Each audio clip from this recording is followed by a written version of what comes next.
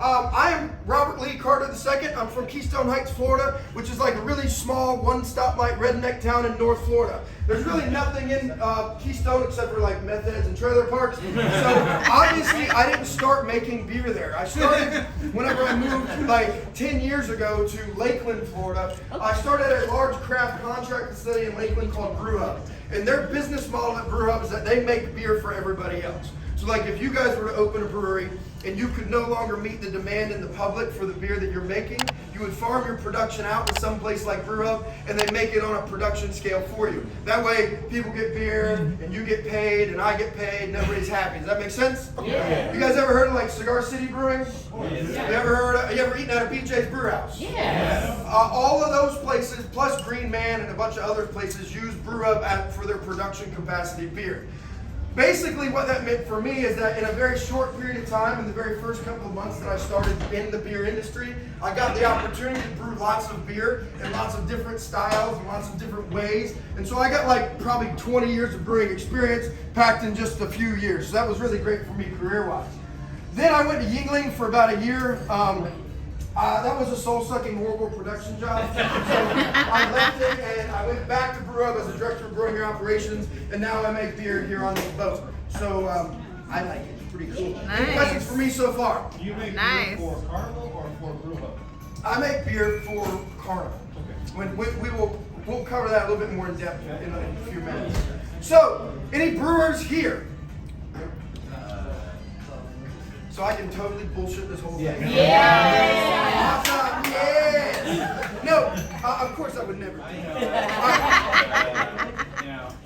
a distribution thing. So there are 4 raw materials that we normally make beer out of. Does anybody know one of them? Barley. Actually, lovely. Mr. Seifert. Do you have the toasted Amarillo ready? Ready. Bring it on out, baby.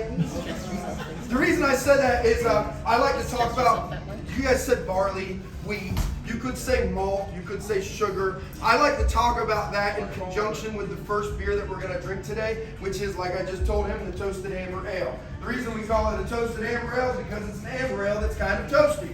Now it's getting the amber color and the toasty aromas and flavor from the malt that we're using to brew it with. That's not the main reason I'm using the malt, though. Does anybody know the main reason I'm using malt? The hops. Enzymes? What? Enzymes? Yeast? Enzymes. Enzymes does play into it, but that's not the main reason. The main reason I'm using it is to create sugar.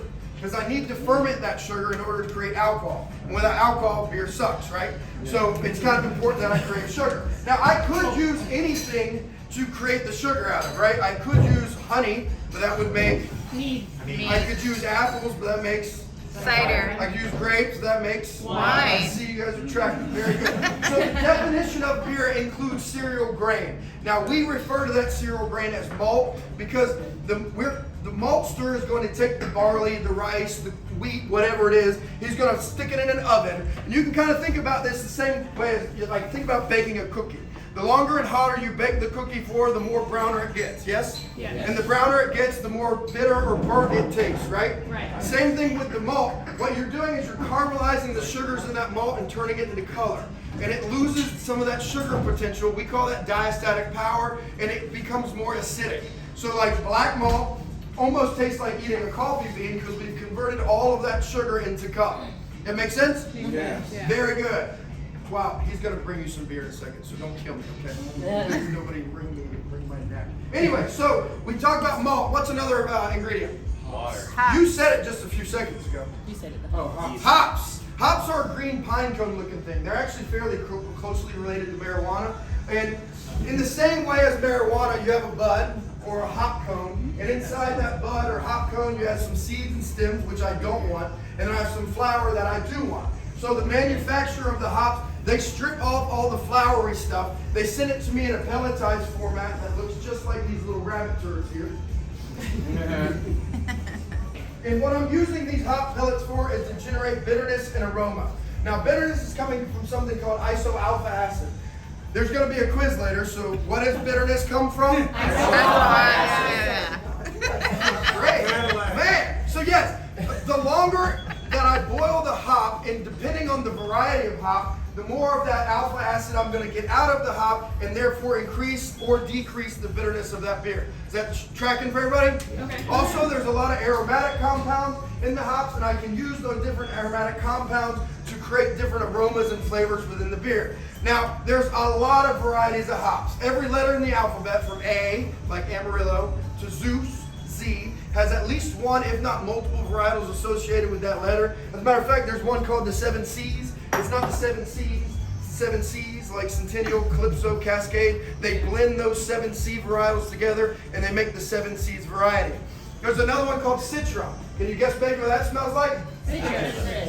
Citrus. Yeah, we don't get super creative when we name stuff in beer. If it smells like citrus, we call it Citra. If it's malt that looks black, what do we call it? Black malt. Brown malt? It's brown. Wow, man, this is freaking fantastic. So you guys can pass these things around if you want to. If you want to smell them, you'll smell like this is Fuggle. Fuggle comes from England. It's one of the noble hops. You'll smell also that has kind of like this. I told you they're pretty related to weed. They kind of have like this danky aroma, almost like, well, not that I've ever smelled reefer. I mean, I work in the Caribbean. It's like the official aroma of Jamaica. But yeah, you guys can pass these around. Just if I were you, I would not eat them because they're very bitter, and they're also I pass them around to about 25 tours. So. Woo! Yay, Minnesota! Let's smell it. So really quick, I'm going to demonstrate how you guys. This is how this is going to Smells work. like cat litter. I'm going to pass these pitchers around to the table. You guys drink as much as you want, and if you run out, just ask me for more, and we'll fill you up with more beer. That sound good? All right. I'm also going to demonstrate how to pour beer. That way, if you guys spill it, make a mess, it's your fault, not mine. Don't pour it into the paddle, because then you'll make a mess. Pick up your glass, tilt the glass, pour onto the tilt until you get about halfway. Then begin to untilt it until you have some nice frothy head on top and some beer down below. Sound good? Yeah. For you guys. First drink from Mary. Also, don't judge me on my shaky hands. I haven't had anything to drink yet today.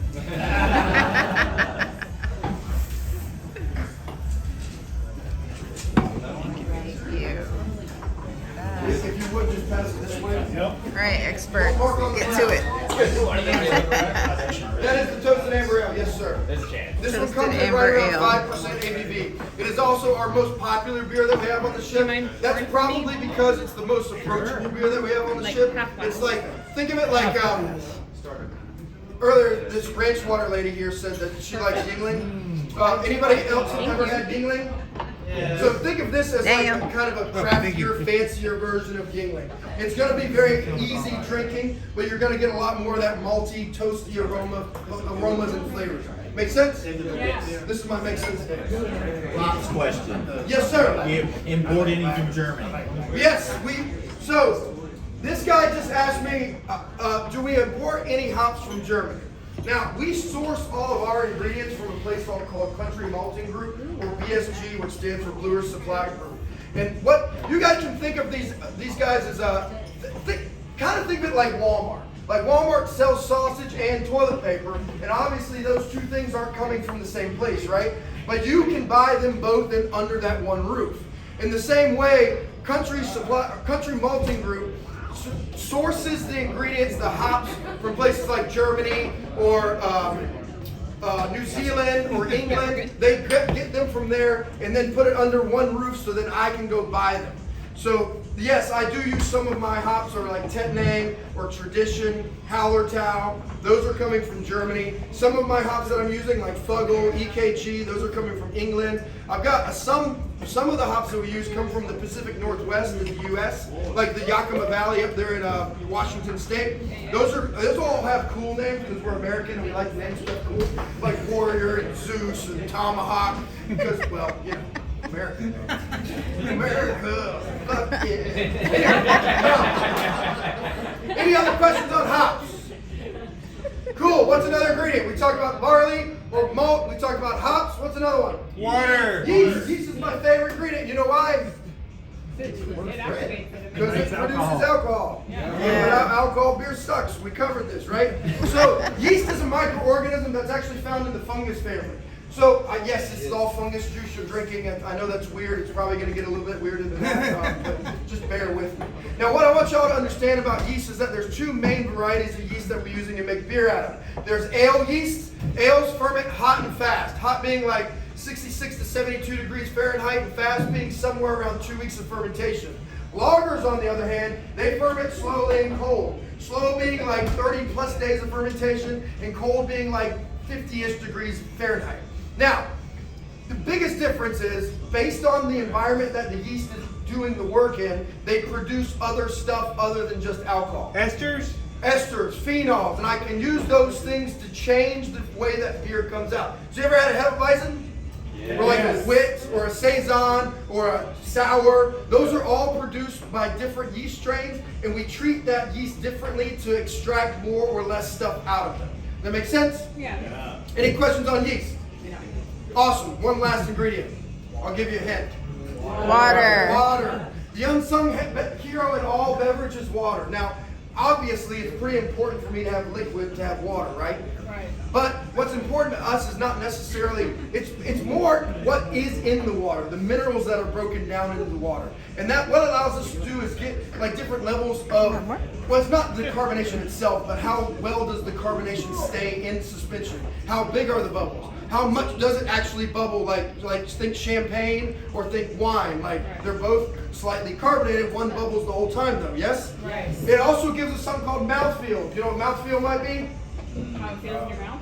Back up. I told you, we don't get super creative when we name stuff in beer. So yeah, mouthfeel is the way it feels in your mouth. And I am using not just water content, but that does play a part in how water content does play a part in mouthfeel. Now, obviously here, well, maybe not obviously, but I am using that water to brew with. It's desalinated, reverse osmosis. We strip everything out of the water, and it comes to me as a blank slate. That's not necessarily a foreign concept in beer, though. Almost all brewers will strip everything out of the water, and that's because it's easier for us to start over from scratch, add things back. That way I know exactly what went into that water. Does that make sense? Yeah, absolutely.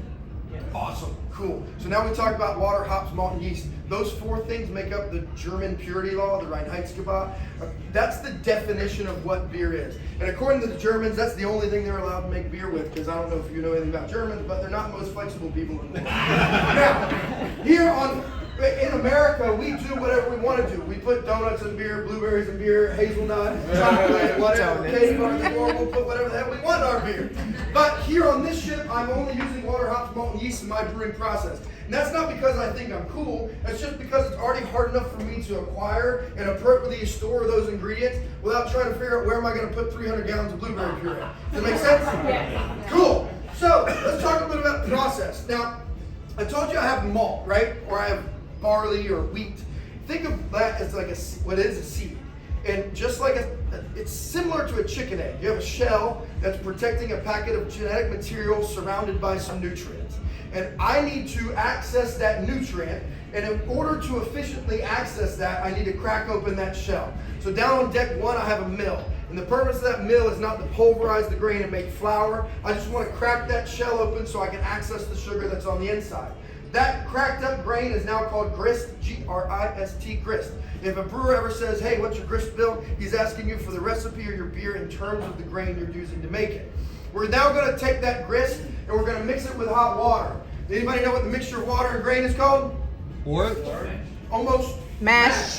So it's going to go into the first vessel where we mix the mash. And we call that the mash mixer. Good job. So this is where your enzymes come in. Inside the grain, there's an enzyme called alpha amylase. And I'm going to mix that grain with hot water, and through temperature, I'm going to activate this alpha amylase. And what alpha amylase does is it helps me break down complex sugars into fermentable sugars. So think of this table as like a complex carbohydrate. They're all, you're a sugar molecule, and you're a sugar molecule, and you're a sugar molecule. Yeah. You're all bound together by glycogen bonds, right? My yeast friends cannot eat the whole table, but they can eat you and you and you. We call those fermentable sugars. So what I do is I activate this alpha amylase. Alpha amylase comes down, breaks you off, and breaks you off, and breaks you off. My yeast can consume you and now create alcohol out of you. You three stay behind, the yeast can't consume them, and we call that final gravity. That's the sweetness at the back of this beer. You use that to balance the bitterness of the hops. That makes sense, everybody? Yeah. Awesome. So now we've mixed the mash. We're going to go into the next vessel, which is called the lauter tun. Lauter tun is the same concept as your coffee maker at home. When you make coffee, you have a pot sitting below some grounds. Your goal is to sprinkle water over the grounds and collect the juice, but not the solids, right? Yep. In the same way, I've got a bunch of grain inundated water. I don't want all the grain, I just want the water. So I use the lauter tun, has what's called a false bottom. It's a flat stainless steel bottom with a bunch of little holes in it. And think of that kind of like the filter paper in your coffee maker. That allows me to sift out all the solid stuff and only collect the sugary water into the next vessel. What's that sugar water called? Wort. So it's pronounced W-O-R-T, or it's pronounced W-E-R-T, it's spelled W-O-R-T, I don't really know why, but we call that sugary water wort. And we're collecting the wort into the boil kettle, and what do we do in the boil kettle? We boil. Very good. So we're boiling for a lot of different reasons, but the top 3 reasons we're boiling is A, we're isomerizing alpha acid. What does alpha acid make? Sugar. We talked Iso-alpha? Iso-alpha acid makes in the hops. We talked about this, the quiz. Not enzymes, but Blah, blah, blah, blah. It makes bitterness. So the longer I boil that hop for, you guys all failed, no more beer. No, so the longer I boil that hop for, the more of the bitterness I extract out of that hop. So have you ever heard of like Dogfish Head 60-minute IPA? Yeah. You ever heard of 90-minute IPA? Yeah. 120-minute IPA? Yeah, okay. They don't Yeah. change the recipe of the beer. They just boil it for 60, 90, 120 minutes, and therefore they extract more of the alpha acid out of the hop, and the bitterness goes up. Also, the alcohol goes up because I'm boiling away water in the form of steam. I condense the sugar, more alcohol. Make sense? Yeah. This is one of the other ways that I can control alcohol production. Another way I can control alcohol production is if I just add more grain, I get more sugar. More sugar equals more alcohol, right? Yeah. You ever heard of a Bock? Yeah. You ever heard of a Doppelbock? Yeah. You ever heard of a Belgian triple? Yeah. Double IPA? That's all that means, is that they, back in the day when people first started making beer, they didn't know all this cool science stuff. But they did know that like if you were making a Bock and you wanted to add more alcohol to it, well just double the recipe. More sugar equals more alcohol. So then they call it a double Bock, a Doppelbock, or a Belgian triple, or a double IPA. That makes sense? Yeah. The next thing I'm doing is I'm getting rid of a chemical called DMS. DMS stands for dimethyl sulfide. It smells a little bit like cream corn or corn chips. And I don't have a problem with cream corn or corn chips. I just don't like it in beer. So I boil it away. And then the next thing I'm doing, this is the most important reason I'm boiling the beer. Anybody know? bacteria. Bacteria, yeah. Fermentation.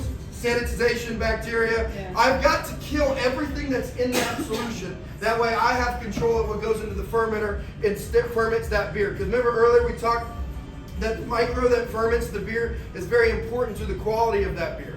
To illustrate this very fine point, we're going to drink the second beer of the day, which is the Farmhouse Ale.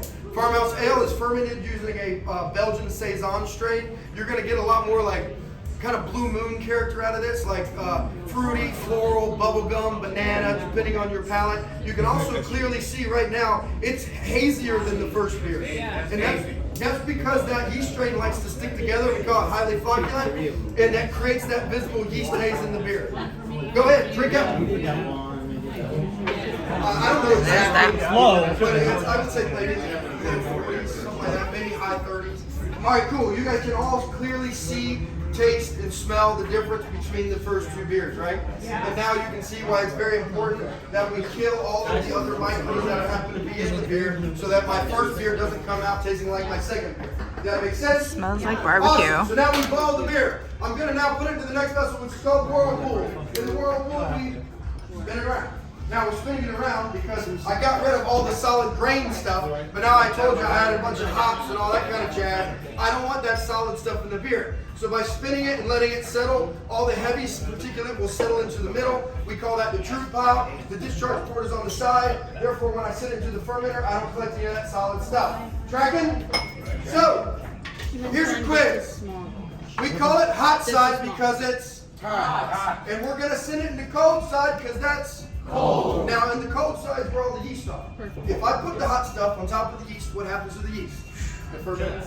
They die. If I kill the yeast, we don't have alcohol. Without alcohol, beer sucks.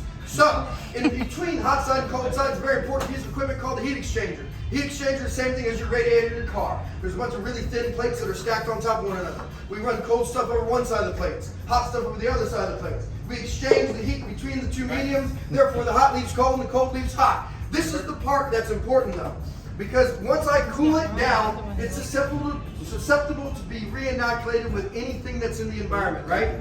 Which is a lot of microbes. And I don't want to infect the beer with a microbe that I don't have control over. So the heat exchanger allows me to cool the wort, but cool it down very sterilely so that I don't get anything else in the beer. This is the part a lot of home brewers screw up, because what you're going to do is take your Mr. Beer kit after you boil it and put it in like an ice bath and try to cool it down with ice in the pot. And then anything that's in your kitchen can just blow in there, and now you've re-inoculated it with anything that's in your kitchen with a bunch of stuff, right? Yeah. So that's why the heat exchange is very important to us, is because we can sterilely cool down the wort. That makes sense, everybody? Yeah. Any questions?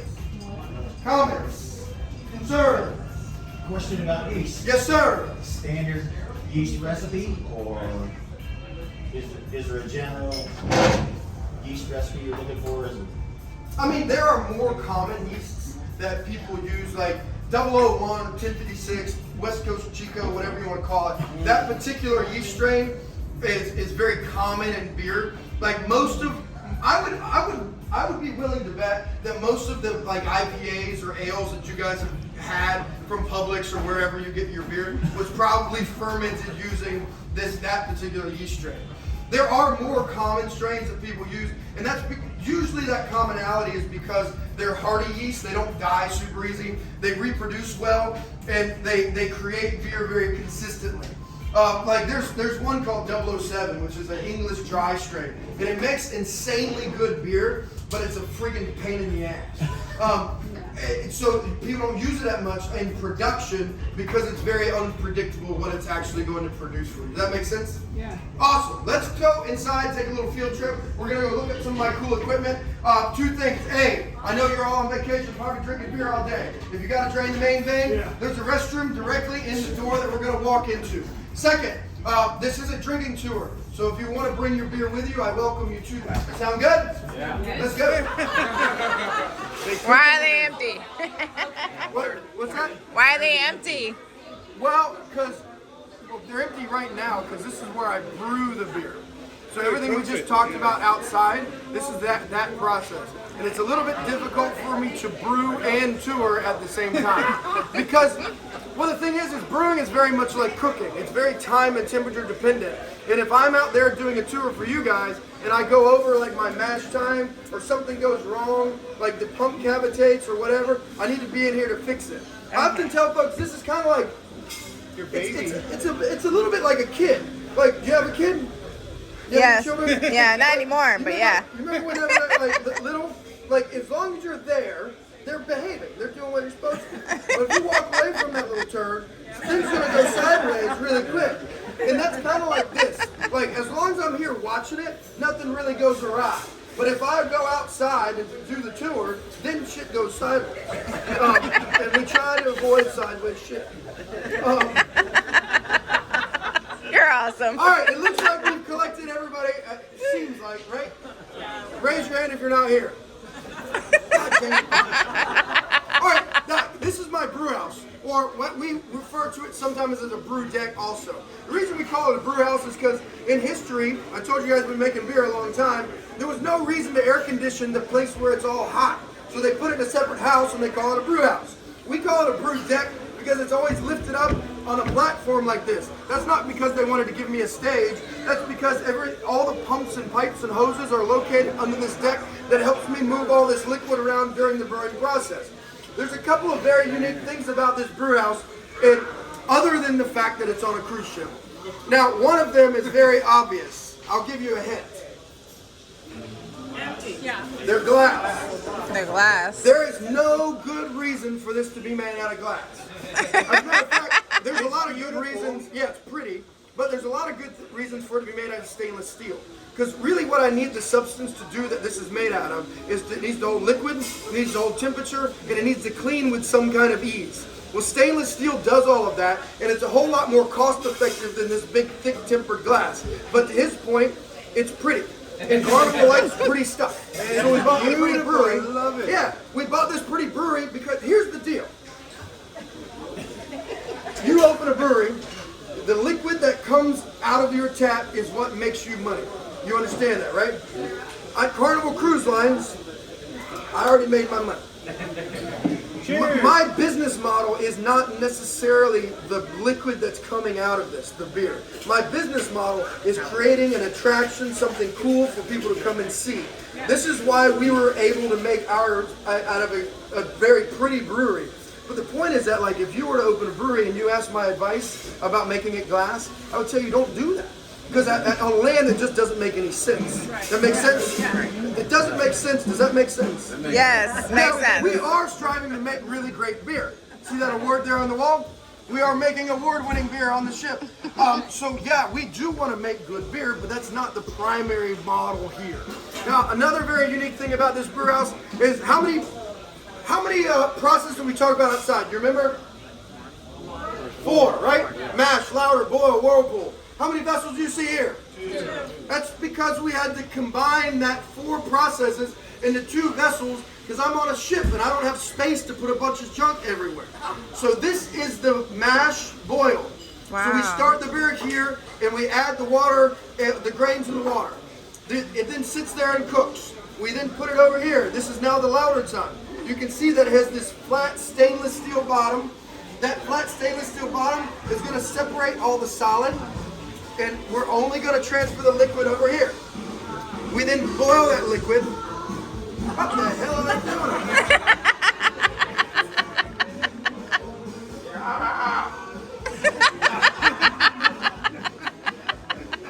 No.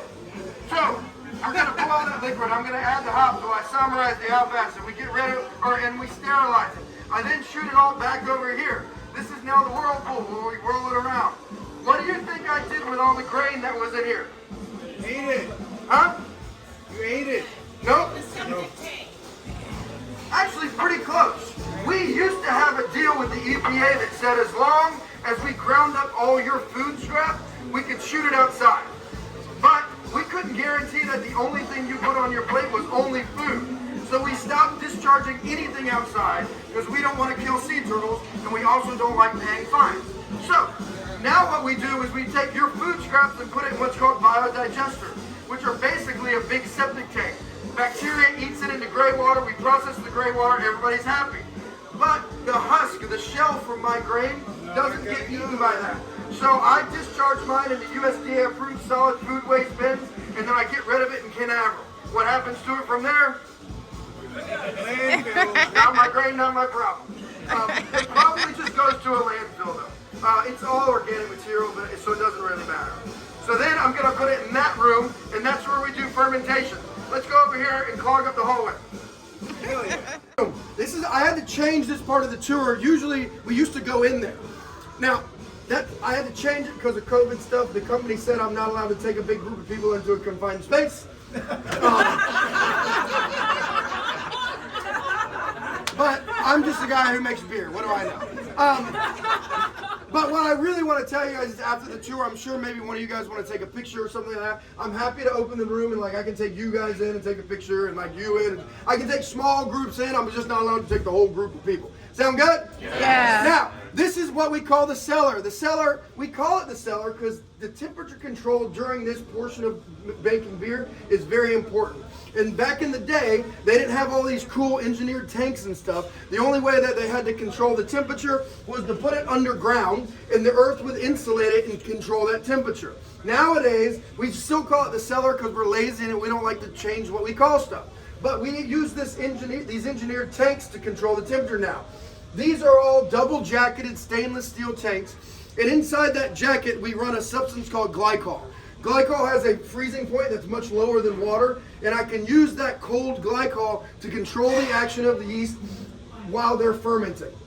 Now, what's happening inside the tank is the yeast are going to begin to ferment sugar, and when they do that, they get excited and they create kinetic energy and they float up to the top of the tank. Well, those little discs on the front of the tank, those are thermostats. and I set the temperature of the tank to whatever the fermentation is Fahrenheit. Once the yeast heat the tank up to 66.1 degrees Fahrenheit, the automatic glycol valve on the top flashes that cold glycol into the tank, and it just tells the yeast like, hey, calm down, bro. And they say, sure, and they sink back down. And then they get excited and start eating again, and they overheat the tank, and we say, calm down. And so we're controlling the action of the yeast based on the temperature of the tank. Does that make sense? Yes. Then what we do is we cool that tank all the way down to just above freezing. That's why these all have cone-shaped bottoms, because we can use the geometry of that cone. All the solids drop down into the bottom because it's cold now. And I can use that geometry to either dump the solids off or reharvest the yeast into another tank. I do reharvest my yeast. And that's because, again, how many of you guys have kids? Were your kids good at being humans when they were babies? No. You had to take care of them, yes? In the same way, the yeast, they will make beer when they're first generation. But the longer I preserve that generation of yeast, they get more efficient at making beer. They make better beer. They produce less off flavors. And it's not really the same concept as like your kid growing up and like getting his shit together and doing brewery tours on a ship. It's not the same yeast cell. It's actually quite interesting. It's really like evolution in like real time, because good genetic traits get passed on to the new generations, and then they start doing some weird stuff because of like, I don't know how much you guys know about genetics, but like the Crabtree effect and all this stuff, where they start doing weird stuff and we say, thanks for your service, send them out to pasture, have a good one, bye. But that's the same concept as bread. Yeah, You get exactly. early generation yeast, and you make great bread every time. That's it. Any questions over here? Cool. There's about to be a herd of drunk people run through here, so let's go back outside and drink more beer. Does that sound good? Yeah. All right. Follow the guy in the bucket hat. He knows the way. That's cold, right? Cool. So. Hey Robert, can you repeat the names of that? The first two beers? The first two beers that you guys had were the Toasted Amarillo was first. The Farmhouse Ale was second. What was the name of the second one? Farmhouse Ale. Like Toasted Amarillo. Yeah. Which one? By show of hands, who liked the first one best? Me. Like the first one. By show of hands, who liked the second one best? The women. See, it's almost always like a 50-50 kind of split. And I often tell people that like, the reason I'm employed and I get to make beer on a cruise ship is because everybody has different tastes for different stuff. And one of the reasons I like to tell folks that is because it's perfectly okay if we like get to like the smoked porter, and maybe you're not a big fan of like the dark beer. Like, you're not going to make me cry myself to sleep because you didn't like that beer. The reason we make all of these different styles of beer is so that we can have something for each and everybody's palate. Does that make sense? Yeah. Absolutely. So yeah, I just like to I find that like doing a lot of these tours, I found that there are some people that like feel guilty or whatever because they don't maybe like the IPA or something. That's fine. Like, it's okay. That's the reason that we do this. Yes? Yes or no? Very good. All right. Let's talk a little bit about, I'm going to ask you for some patience. You okay with that? Good. You okay with that? The reason is because the next beer that we would normally drink on the tour is the IPA. Now, the IPA stands for what? You know? Indiana like the place. Now, Indiana like the people. Now, the reason I make that distinction is because I told you guys we've been producing beer as humans for quite a long time.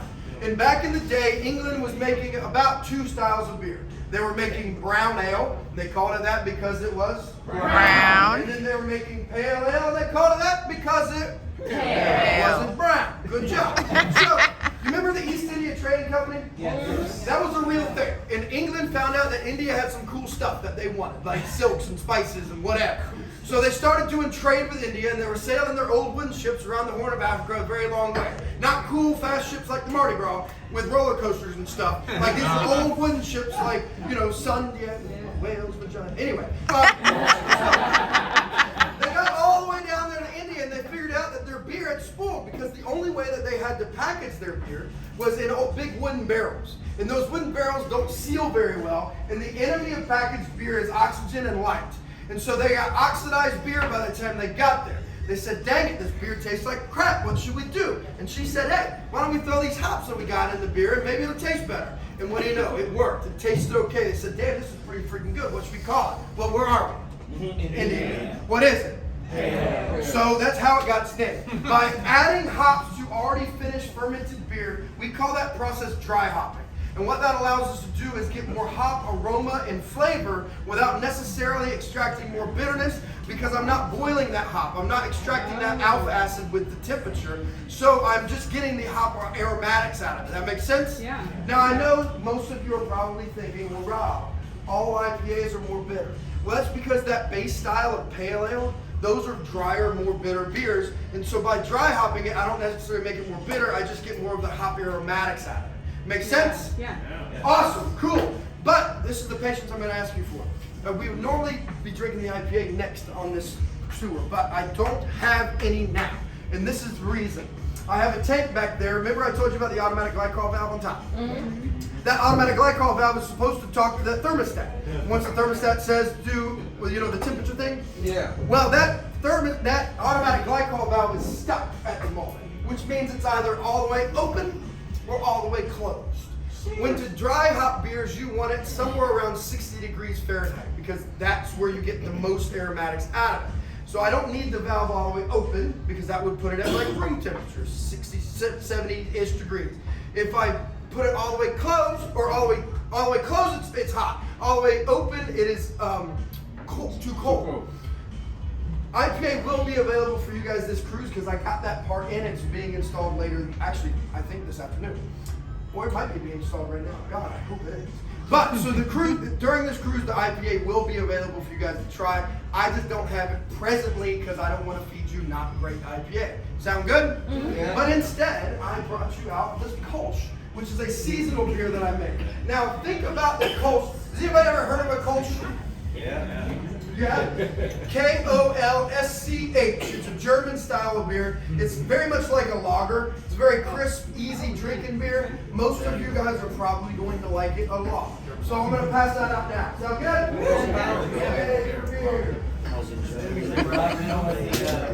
good? On a stylistic note, this is going to be the clearest and brightest beer that we have on the tour today. Like when you pour it in your glass, hold it up to the light, and you see that it's almost like water, crystal clear. It's also, we call this bright, like it almost, think like a diamond. Like it's refracting the light in such a manner that it shines it back out to you.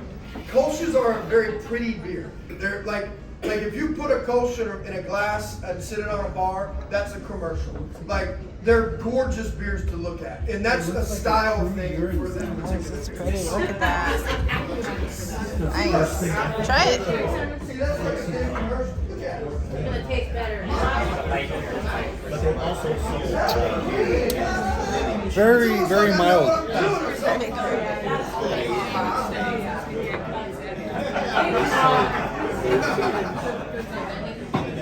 Oh, sorry. You didn't get my big beer belly in the back.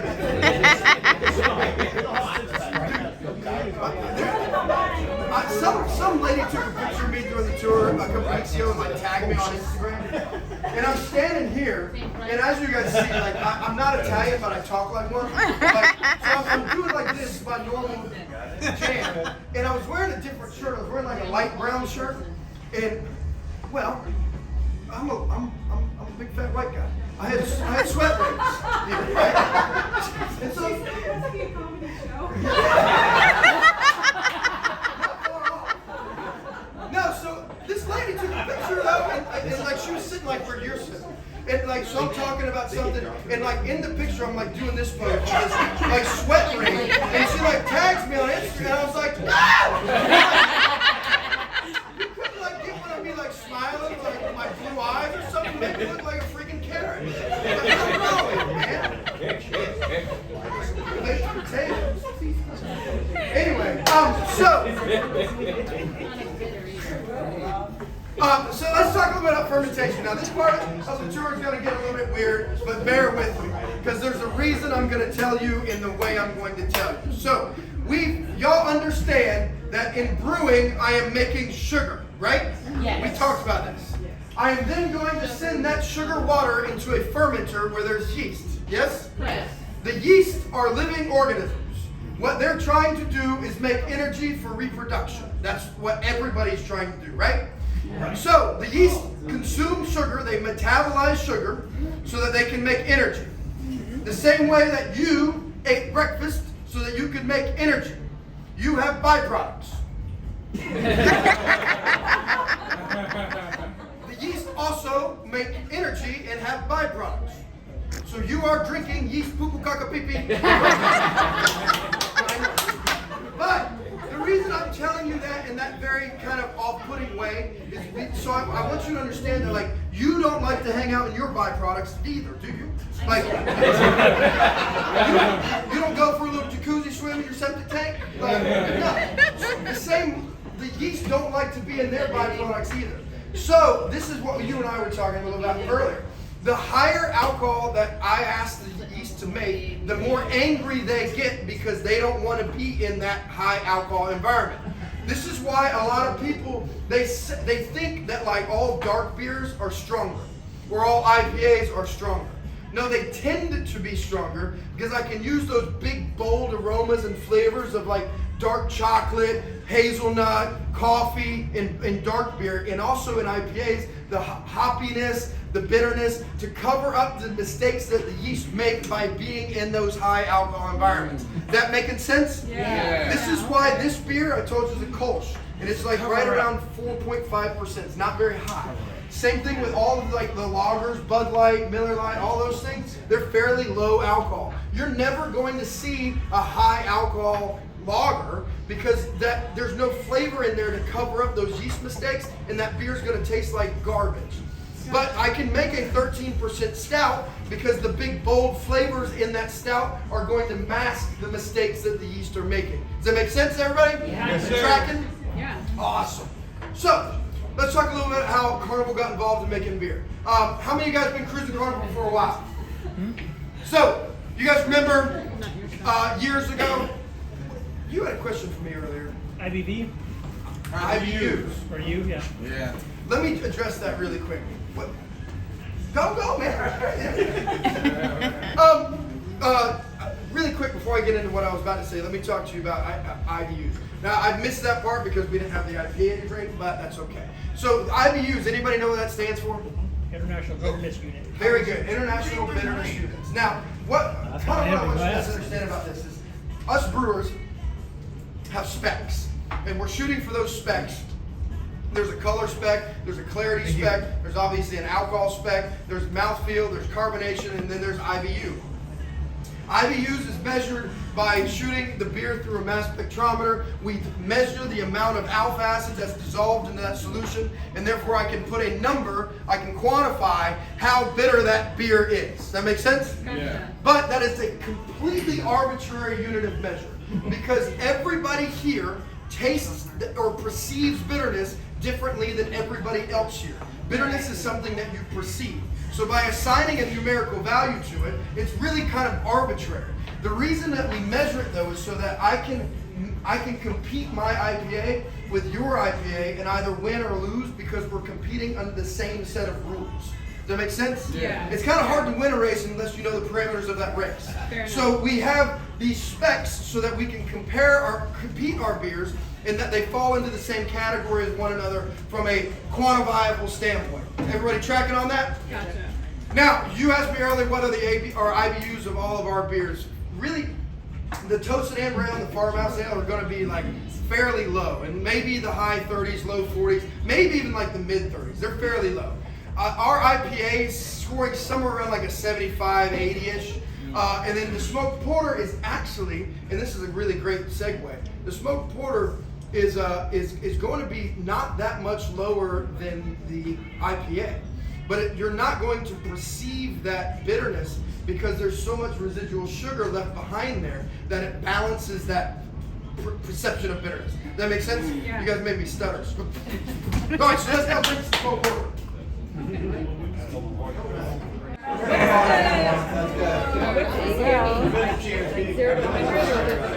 Well, All right, I'm going on to you. What are you excited to track? Yeah,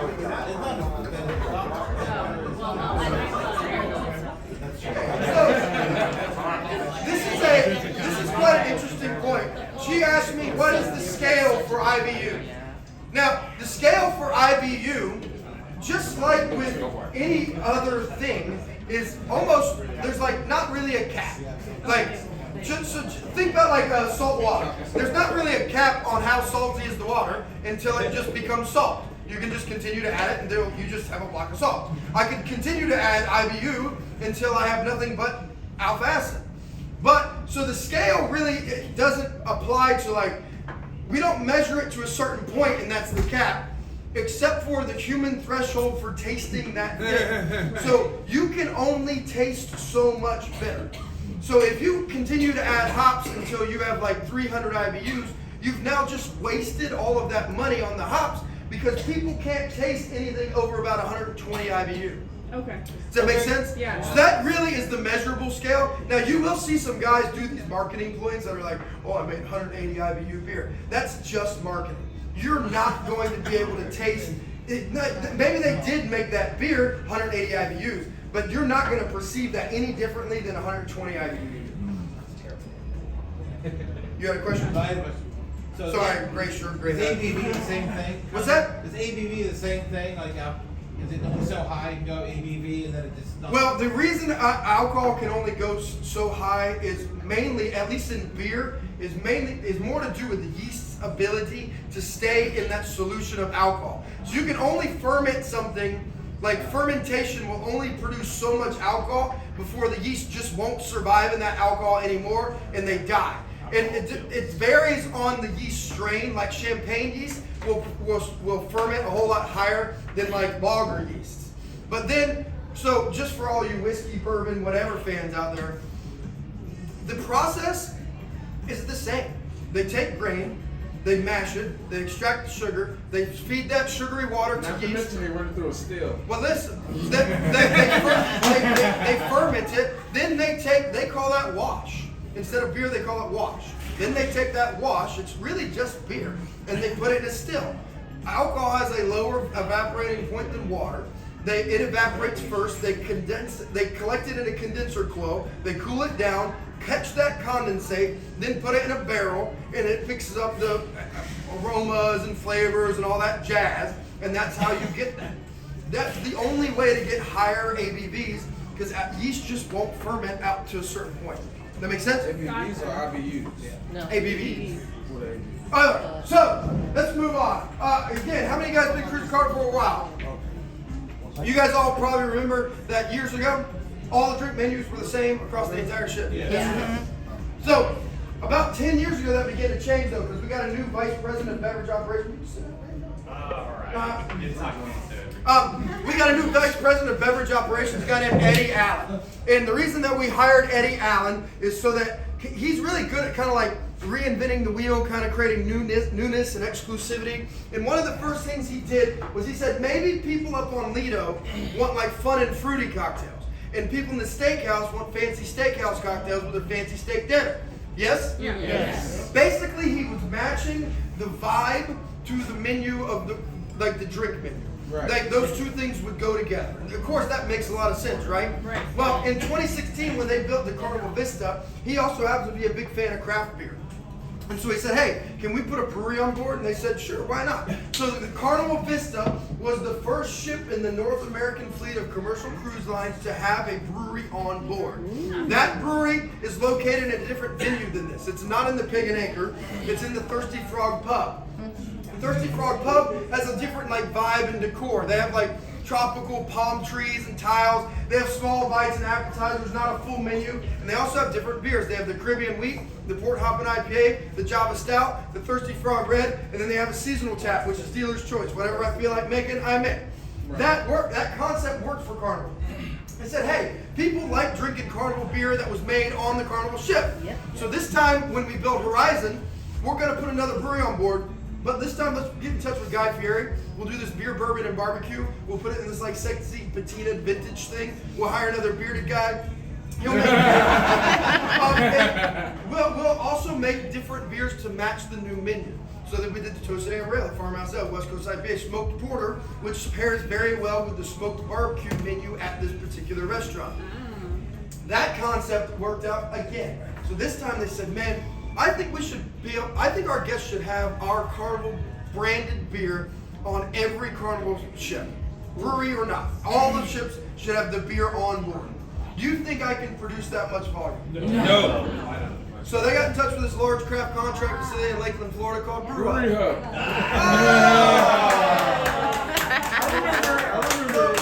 That's how I got here. I was making beer for Carnival. I just wasn't working for Carnival. They came to us and they said, hey, we want to make our beer on a production scale. We said, how many beers do you guys have? They said, we have 8 beers. I said, man, it doesn't make any sense for us to print marketing material for 8 different beers. Because one thing you guys don't really think about when you're in Publix is that there's not like a can fairy that just farts out this stuff. Like there's a lot of logistics that goes into printing a can, printing a label. Does Ball have the ink? Did marketing approve it? Yada, yada, yada, yada. So we told them, what are your top 3 beers? That was the Toasted Amber Ale, the West Coast IPA, the Caribbean Wheat. Those 3 beers are made under our recipe, but produced on a production scale in Lakeland, Florida in our partnership. That make sense? Yeah. All the beer that you get here, I make it here. If you go down to the lobby or to Grand Central and get a Toasted Amber Ale, either in can or on draft, that was most likely produced by our partners in Lakeland, because I'm unable to produce that much volume. Like I told you guys earlier, my thing here at this brewery is not volume, it's not production. My thing here is making small batch quality beer and doing it in an entertaining way so that people like coming on brewery tours. So yeah, our shtick is not volume production. Our shtick is making small batch beer. Tracking? Yeah. So we can only get this here. So Pig in it here. the seasonals especially, so the Kolsch that you have, the smoked porter, the Farmhouse Ale, the cherry stout that I have on right now, and if you want to taste that, I'll bring that out if you guys want some. You want some? Yeah. Yes, no, or maybe some. Say Felito? By the way, this is Cypher. He's our brewery assistant. He brings you all your.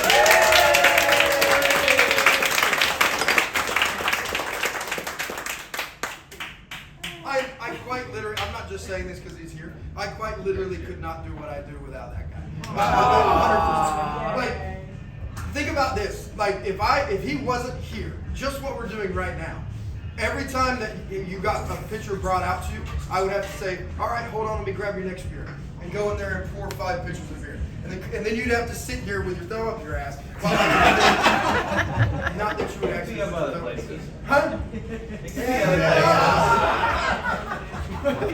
Be creative. So, he's going to bring you guys out some smoked porter. Cherry.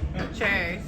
Oh, cherry stout. I'm sorry, cherry stout. By the way, the cherry stout, just so all of you guys know, be careful, wear your helmet, whatever. It's like 13%. So someone had the bow. 5%. Someone had the bow. 4.7. 5. I don't know, I really like the one. Well, then 4.7 again, then 5. 5 is what Carnival doesn't like me to go over 7. He said, so here's 13. I mean, we try to avoid people like taking dips or falling down the stairs or They're whatever. drinking margaritas by the gallon. That's true. That is true. He doesn't make All I know is that my boss said don't produce anything over 7, and so just like you said, I said, From my own line. all right, well, I'll make 13. Now, I'm not known for my rule following. I don't want to jump ahead, but I saw the brewery in there, and I just have logistics questions, architectural questions. Yeah. Okay, Fire. how'd you get that stuff in there? Well- And what in the heck? Well, we'll attack that first. Okay. So how you get all of this stuff in here is that in the shipyard, when they build the ship, they literally build the ship around all that stuff. They call you and ask you, I need this, I need this, and I. No, well, and actually we talked about this a little bit yesterday on your first tour, was that I just called you out. You might have done this before. This drunk has done it twice. Returnee. No, so the first ship that they built, which was Vista, they didn't, it was the first brewery on a ship. So really, they just contacted the manufacturer. The manufacturer, which is Albrecht Brewtechnik from Munich, Germany. They said, hey, we want to put a brewery on a ship, and of course, nobody really knows what that looks like. So, like, one of the things that was a big oversight on a lot of those first ships was that when you have a brewery at home, the steam generator is only serving your brewery, your boiler, whatever. Your glycol chiller is only serving the brewery. Here, all my resources are shared with everybody else. And that becomes pertinent, like, so for instance, I just mentioned the glycol chiller. That's what chills that glycol to a temperature so I can control the yeast. Remember we talked about that? Yeah. On land, I need to set the chiller right like 26 Fahrenheit, just above or just below freezing, because I don't want to. If it's too cold, it'll freeze the beer in the tanks, and obviously we don't want to drink icebox. That's not the purpose. I just want to cool it to just above freezing, so it's at a drinkable temperature. Well, what they didn't really take into account the first time is that the glycol on the ship is coming from the engine room, which is at negative 30 degrees Celsius. Oh, And no way. that's super cold. And so on Vista, they had a big problem with freezing beer all the time. So what we ended up having to do was install like a recirc pump, and we recirculate the exiting glycol back on the entering glycol to warm it up to a temperature so that it's palatable for that particular application. So as the ships have gone, we've made slight improvements to try to figure out, and like on this ship, one of the big improvements was we use CO2 to not only carbonate beer, but also push beer through the lines. Like obviously those tanks in there are sealed, right? And just like if you were to take a gallon of milk and flip it over, something needs to be replacing the volume that's leaving, right? Because it's sealed. So the milk jug will go glug, glug, glug, glug, glug, right? In the same way, I don't want to crush those tanks though. So I have to be replacing that headspace as I'm drawing beer out of it. A lot of times what we use to do that is carbon dioxide. But carbon dioxide will kill you. And that is a closed room, right? So one of the things that we did was we installed a nitrogen generation system. So it takes the compressed air, it rips the nitrogen out of it. We use that nitrogen as a push gas so that I don't kill myself while I'm in there, because I try to avoid that. We also, on a lot of breweries, like I don't know how many of you guys have actually really been in the back of a brewery, but usually you see these big buckets on the floor, and those buckets are bubbling. That's because the yeast is producing CO2 as it's producing alcohol. And we gotta ventilate that CO2 out, because if you pressurize it, you'll push all the yeast out of suspension. You don't wanna do that. So during fermentation, you're venting the CO2 off. Well again, closed space. I can't ventilate, I have to either ventilate that room or exit it in a different manner. For us, if you look on the ceiling in there, there's a bunch of red valves on the ceiling in that brewery, and that's the exit for the CO2. Like we had to figure out how you're gonna do this, because nobody had ever put a brewery on a ship before. What's the next one? I noticed on a domestic tour, I saw a large scale event. They had a smaller pig's tail down at the bottom. You have a pig's tail in one of those for what is that? What we use that for, and this is just for those of you that, this is fairly general science, right? So when you carbonate a beer, I don't know why I just got really quiet. Like now we're sitting around. It's like it's a secret. It's a secret. No. Beer secret. It's a physics class. Huh? It's a physics class. Yeah. Be quiet. Turn into a science class. So obviously CO2, carbonation, is a gas that's dissolved into this liquid. The only way to keep that gas in the liquid is either put it under pressure or keep it cold, or a combination of both. On the front of those tanks, those valves, what Seifel was pouring the beer into the pitchers with when we went inside, those are called sample pours. If I just open that valve and that beer goes from cold to room temperature right now, all you get is foam. Because that gas wants to escape. But if you run it through what we call a pigtail, that pigtail gets cold and it keeps that at a temperature, and therefore you can get beer out of it without just being foam. Oh wow. It's not rocket science, it's just regular science. Don't worry.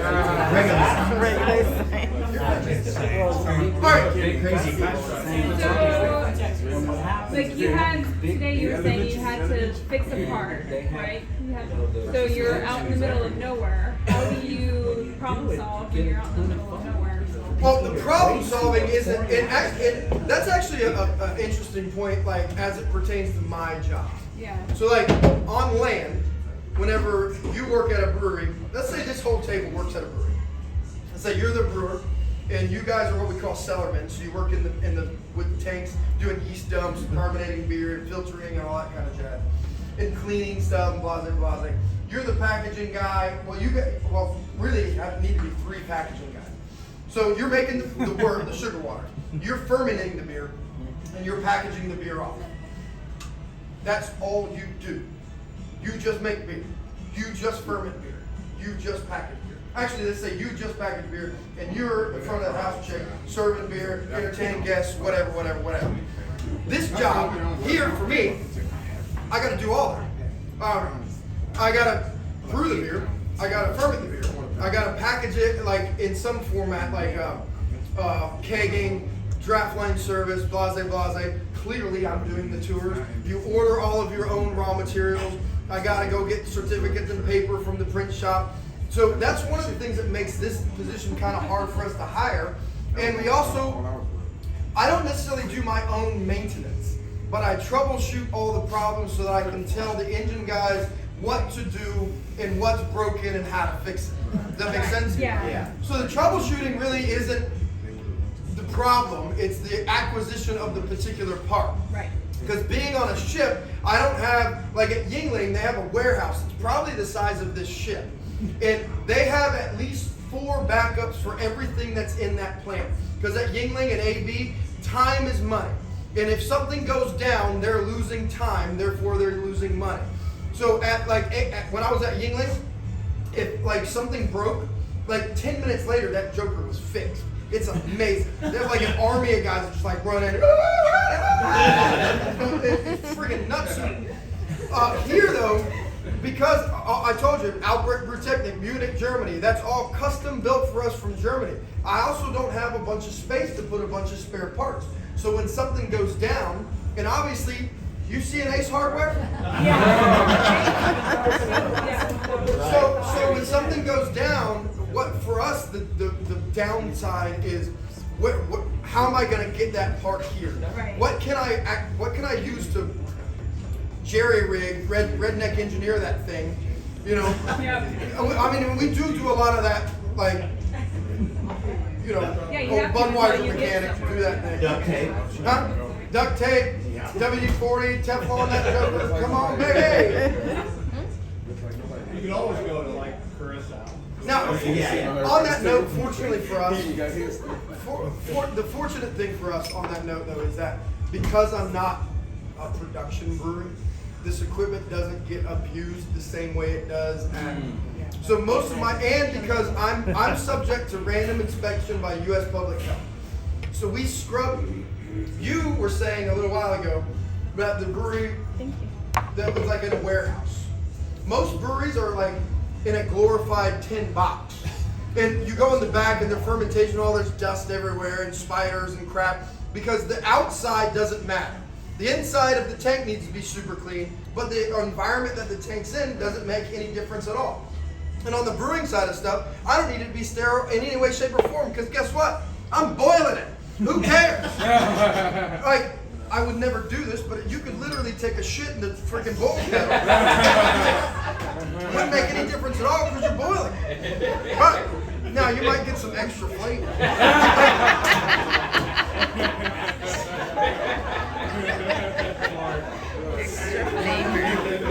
Yeah. No problem. That's a statement. Logistically, how do you plan for 6,000 people and your? Say that one more time. How do you plan for 6,000 people on the cruise? How much supplies do I need? How much pre-planning for that? Well, you know, again. Well, I need 2,000 pounds of yeast. And By the way, this is the cherry stout that I'm passing around now. Ooh, cherry stout. It's cherry stout. How do you plan for that? That's terrible. So originally on the first ship, again, because we've never done this before, we really didn't have any historical data to go off of. But then when we built the Horizon and the Panorama, we kind of knew like how many people are going to be passing through the brewery because we had the Vista to compare those numbers to. So we could do volume planning based on historical data. The problem with this ship was, see if you guys can guess. What do you think the problem with this ship was? It's newer and it's bigger. So, A, There's unknowns. it's brand new, right? Yeah. It's the biggest ship in the fleet, right? As I'm sure you guys have all noticed, they changed the way we do food on this ship. Yeah. So instead of like on Horizon and Panorama, the Pig and Anchor, you pay extra for that food. Here, it's free $99. Yeah. So they had to increase the volume capacity of people that can go in there because there's more people gonna come get the free food. Yeah. So they also, we opened this ship in the beginning of a pandemic, or in the end of a pandemic. Wow. So we were sailing at 30%, 40%, 60%, yada yada. We have zero clue how to do any kind of volume planning on this ship. The reason, to answer your question though, basically what I'm doing is I'm brewing on demand. And what I mean that is there's 10 fermenters back there. I always have a toasted amber that's in service and a toasted amber that's in process. Farmhouse, service, farmhouse, process. Service, process, service, process. That gives me 2 extra tanks. Those are the seasonal beers. That's why there's 2 seasonals on, because I've always got 1 in service, 1 in process. That makes sense? Yes. No, only the big guys. What style do you wish you could make? What style do I wish I could make more of here would probably be, just because, I mean, this is purely selfish. It would be more, more Pilsners, Kolsch's, lagers. The reason I don't make more of those clean style of beers is because they take longer to ferment, and I can't sacrifice my tank space for that long. And that's really the reason. That's the reason I don't make more of those, because instead of taking, this beer takes, I can have it from start to finish, ready, on tap, being served down your throat in like 2 weeks. The Kolsch, 40 days. Oh my God. Wow. Okay. All right, any other questions? Are you gonna brew something soon? So, so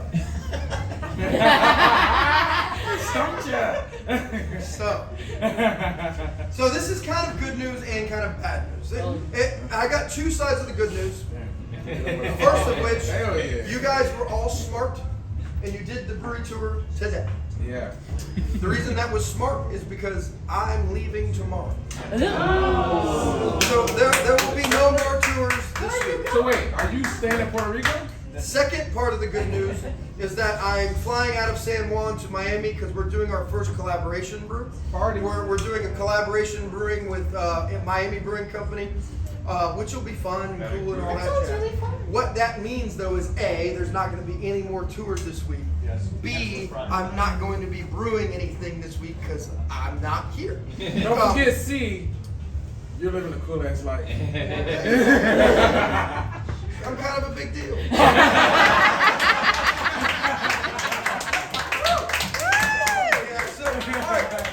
I'm gonna just officially wrap the tour up. If you guys listen, I got nothing better to do with my life than hang out with you guys and drink beer. So if y'all want to stick around, ask me more questions, drink more beer, whatever, be my guest.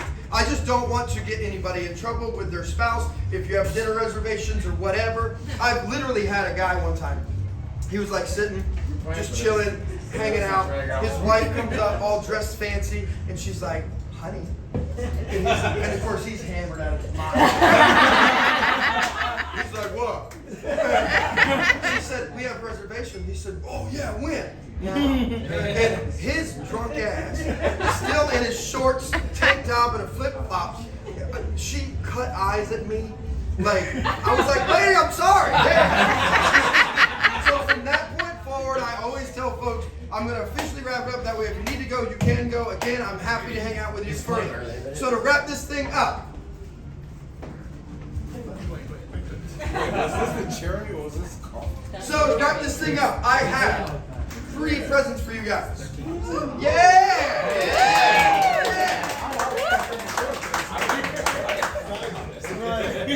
Two of the presents are really pretty cool. One of the presents sucks.